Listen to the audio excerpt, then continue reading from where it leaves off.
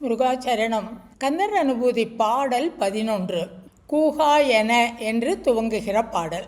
KUKA என என் கிளை கூடி அழ போகா வகை மெய் பொருள் பேசியவாம் நாகாச்சல வேலவ நாலு கவி தியாக சுரலோக சிகாமணியே.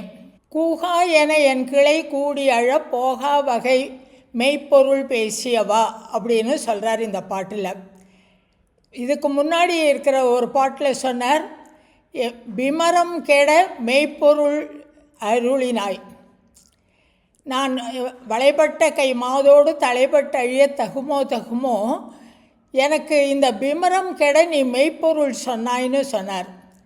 இந்த பாடல்லையும் சொல்கிறார், என்னுடைய பூத உடம்பு போகிற போதும் நான் என்னுடைய ஆத்ம சாட்சா்காரத்தை உணர்ந்தவனாக இருக்கும்படி எனக்கு நீ உண்மை நிலையை உண்மை பொருளை அறிவித்தாய் அப்படின்னு சொல்கிறார். சாதாரண ஒருவர் காலமானால் ஒருவர் இறந்தால் அவரை சேர்ந்த மனிதர்கள் எல்லாம் அழுவார்கள். உறவின் முறை கதறி அழ ஊராரும் ஆசையற அப்படின்னு பாடுறார் அருணகிரிநாதர். மனைவி மக்கள் தந்த பசிதனை அறிந்து முதுகு தடவிய தாயார் தம்பி மருகன் எல்லாரும் உடல்லேருந்து உயிர் போகிற போது அழுவா. அந்த மாதிரி அழாமல் கூகா என என் கிளை கூடி, கிளைனா இந்த இடத்துல சுற்றம் உறவினர்கள், என் உயிர் போகிற போதும் உயிர் போன பிறகு என்னுடைய உறவினர்கள் எல்லாரும் கூக்குரலிட்டு அழாமல், கூனா கூக்குரல் இடுதல் சத்தமாக கத்துறது, கானா வருத்தம்னு ஒரு அர்த்தம் உண்டு. அதனால் கூகா அப்படின்னு சொன்னால் வருத்தத்தில் கத்துறது, வருத்தத்தில் அழறது. அந்த அருணகிரிநாதர் ஒவ்வொரு வார்த்தையும் அவ்வளவு அழகாக உபயோகப்படுத்துவார். கூகா என என் கிளை கூடி அழ போகா வகை மெய்ப்பொருள் பேசியவா, நான் அப்படி போகக்கூடாது, நான் இறந்தால் மற்றவர்கள் அழக்கூடாது. அப்படின்னா என்ன அர்த்தம்? நான் என்னை தன் நிலை உணர்ந்தவனாக இருக்க வேண்டும். அதற்கான உண்மை எது, உண்மை பொருள் எது என்று நான் உணர்ந்திருக்கிறேன். இப்போது ஒரு பெரிய பொலிட்டிக்கல் லீடர் போனால் நம்ம பார்க்குறோம், எல்லாரும் ஓன்னு அழுது சத்தம் போட்டு அப்படிலாம் போகிறான். ஆனால் அதுவே ஒரு பெரிய சன்னியாசி, ஒரு மடாதிபதி சமாதி அடைஞ்சார்னா அங்கே யாரும் பெருசாக அழுது ஆர்ப்பாட்டம் பண்ணி சத்தம் போட்டு அதெல்லாம் ஒன்றும் பண்ணுறதில்ல. ஏன்னா அவர்களுக்கு தெரியும், இவர்களை பொறுத்த வரைக்கும் இது மரணம் இல்லை, இது இறைவனோடு இரண்டரை கலக்கின்ற நிலை அப்படின்னு தெரியும். அதனாலே யாரும் அழமாட்டா. அருணகிரிநாதர் கேட்குறார், நான் அந்த மாதிரியான ஒரு நிலைக்கு வருவதற்கு நீ எனக்கு உபதேசம் செய்திருக்கிறாய், மெய்ப்பொருள் பேசியவா முருகா, நீ எனக்கு நான் என்னை உணரும் நிலையை அறியும்படி எனக்கு நீ அறிவு தந்திருக்கிறாய். அதனால் நான் போனால் என் உற்றம் சுற்றம் இவர்கள் எல்லாரும் அழமாட்டா, கூஹா அப்படின்லாம் சத்தம் போட்டுண்டு அழமாட்டா. ஏன்னா நான் ஆத்ம சாட்சா்காரம் அடைஞ்சவன், நான் ஆத்ம ஞானம் பெற்றவன். அதெல்லாம் நீ ஆத்ம ஞானம் என்றால் என்ன, போதகந்தனே அருள்வாயே அப்படின்னு ஒரு திருப்புகளில் சொல்லுவார். அந்த போதகம் கிடைச்ச நிலையை அதை எனக்கு சொல்லி கொடுத்தவன் நீ அப்படின்னு முதல் 2 வரியில் சொல்கிறார். அடுத்த 2 வரியில் நாகாச்சல வேலவ நாலு கவி தியாக சுரலோக சிகாமணியே. நாகாச்சலம் என்றால் திருச்செங்கோடு, சர்ப்பகிரி. திருச்செங்கோட்டில் இருக்கும் முருகப்பெருமானே.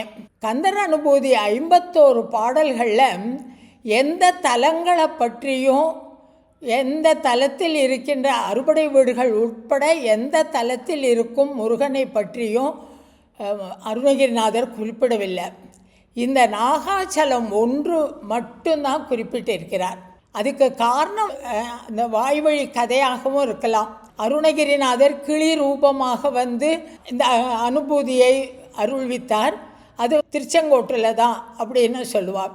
திருச்செங்கோட்டில் இருக்கிற முருகனை பார்த்தோன்னா முருகன் கையிலேயே வேல் இருக்கும். மற்ற தலங்கள் எல்லாவற்றிலும் வேல் தனியாக ஒரு ஆபரணமாக இருக்கும், வெள்ளியிலையோ தங்கத்திலையோ வச்ச வேல் இருக்கும். ஆனால் திருச்செங்கோட்டில் மாத்திரம் முருகன் வடிவத்தோடையே கல்லிலேயே வேல் வச்சுருக்கோம். அதே போல் முருகனுடைய தோள் மீது ஒரு கிளி அமர்ந்திருக்கும். அந்த கிளி தான் அருணகிரிநாதர் என்று சொல்கிறார்கள். இந்த பாடலில் இந்த ஒரே ஒரு தலத்தை பற்றி மாத்திரம் சொல்கிறார், நாகாச்சல வேலவா. திருச்செங்கோட்டை பற்றி பாடினதாக 27 பாடல்கள் நமக்கு கிடச்சிருக்கு. ரொம்ப அருமையான பாடல்கள் ஒவ்வொன்றும். நாகாச்சல வேலவன் 4 கவி தியாக. 4 கவி அப்படின்னா 4 விதமான கவிதைகள். மதுரகவி, ஆசுகவி, சித்திரகவி, வித்தாரக்கவி. மதுரகவினா அழகான வார்த்தைகளை கொண்டு எழுதப்பட்ட பாடல்கள். ஆசுகவினா நினச்ச மாத்திரத்தில் எக்ஸ்டம்போர்னு சொல்லுவோம் இல்லையா, அது மாதிரி நினைத்த மாத்திரத்தில் கவிதை எழுதுவது, அது ஆசுகவி. அதே போல் சித்திரக்கவி, சித்திரங்களால் அமைக்கப்படுகின்ற கவி. திருஎழுக்கூற்றிருக்கை அமைச்சிருக்கார் இல்லையா, தேர் வடிவத்தில் வர மாதிரி சுவாமிமலை திருப்புகழ் அமைத்திருக்கார் திருஎழுக்கூற்றிருக்கை. அதெல்லாம் சித்திரக்கவி. பாம்பன் சுவாமிகள் சஸ்திரபந்தம் அதெல்லாம் இயற்றியிருக்கார், அதெல்லாம் சித்திரக்கவி. அதே போல் வித்தார கவினா விரித்து பாடுவது, ஏதோ ஒரு பொருளை எடுத்து அதை விரிவாக பாடுவது. காப்பியங்களை எல்லாம் இதில் சொல்லலாம். இப்போ கந்தபுராணமே ஒரு வித்தார கவிதைன்னு சொல்லலாம். கம்பராமாயணம், கந்தபுராணம் இதெல்லாம் வித்தார கவிதைகள். அருணகிரிநாதர் எடுத்தால் 4 விதமான கவிதைகளிலும் கவி இயற்றுவதிலும் அவர் வல்லவர். அது முருகன் தான் எனக்கு இதெல்லாம் கொடுத்தான். 4 கவி தியாக. தியாகனா பொதுவாக தியாகராஜர் பற்றற்றவன் அர்த்தம்.